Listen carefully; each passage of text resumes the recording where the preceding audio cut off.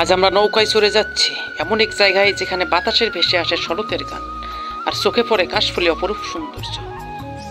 চলুন আমার সাথে দেখি শরতের এই সাদা সৌন্দর্য কিভাবে নদীর বুকে আঁকে এক অনন্য ছবি।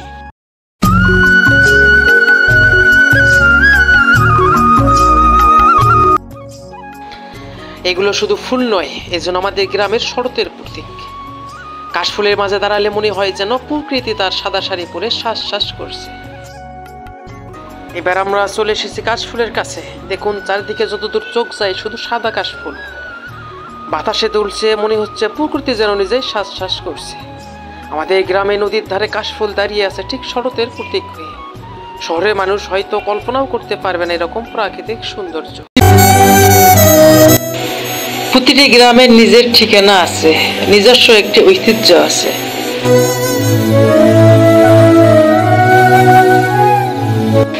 প্রাকৃতি সে তো এক সৌন্দর্যের নাম, যেখানে লুকিয়ে থাকে হাজারো আবেগ, ভালোবাসা।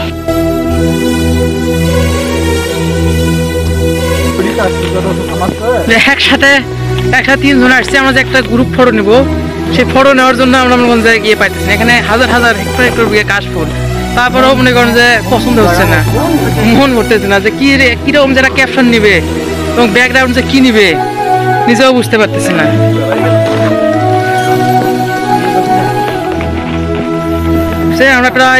আমরা প্রায় 3-4 কিলোমিটার হাঁটলাম। এটা একটা দ্বীপ, চারপাশে নদী এবং চারপাশে প্রচুর পরিমাণ পানি।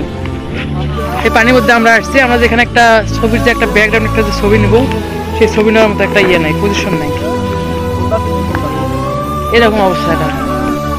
অথচ চারপাশে প্রচুর পরিমাণ কাশফুল।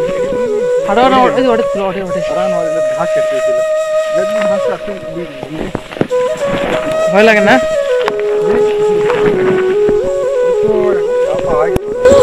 আমাদের সেই বিখ্যাত ক্যামেরাম্যান, যার ক্যামেরাম্যানের ফটোগ্রাফির মধ্যে কোনো ত্রুটি নেই, যার মূল্য হচ্ছে প্রায় আকাশ ছোঁয়া, অসম্ভব।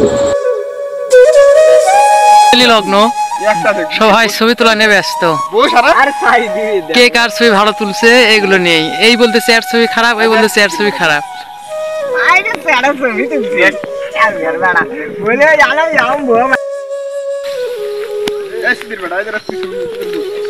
এই গুড়া কাশফুলের মধ্যে এই জায়গাটা একটু ফাঁকা জায়গা।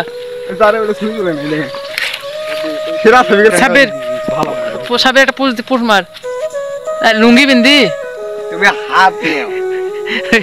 আপনাদের মার সমাধান থাকে। প্রাকৃতিক টান বড়ই শক্তিশালী, ইট কাঠ পাথরের জঞ্জাল থেকে জঙ্গলে নিয়ে আসে।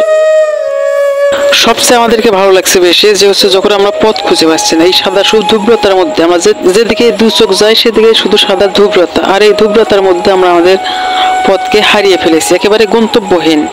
আমরা কোথায় যাব, কোথায় গিয়ে পৌঁছবো, এই সময় আমরা পথ খুঁজে পাচ্ছি না। বেশ কষ্টকর ছিল, বেশ কঠিন ছিল, কারণ চারিদিকে শুধু বড় বড় কাশবন, যেগুলো আমাদের মাথা থেকে প্রায় 1.5-2 হাত উচ্চতে, এমন উচ্চতায় যে আমরা পথ খুঁজে পাচ্ছি না। ম্যাপস ভালো করে ধরে দাও, কোনো 19-20 না হয়। আমাদের সামনে এসেছে নদী,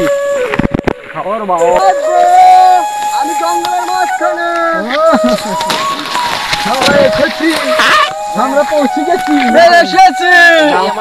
সৌন্দর্য ফোনের ক্যামেরা ভালো না, তাই হয়তো আসল সৌন্দর্যটা ফুটাতে পারিনি। আর আমরা প্রফেশনাল ব্লগারও না, তাই ভুল ত্রুটি হলে ক্ষমা দৃষ্টিতে দেখবেন।